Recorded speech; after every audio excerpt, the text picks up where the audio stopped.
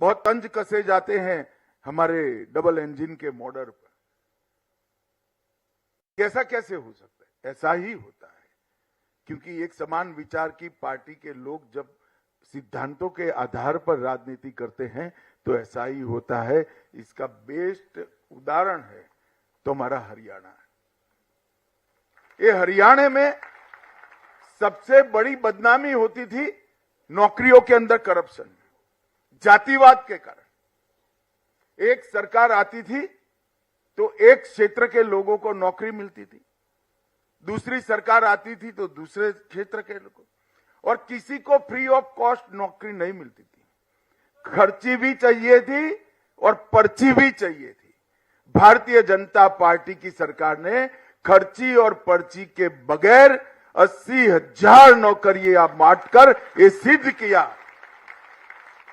कि लोकतंत्र में जाति के आधार पर राजनीति नहीं करते।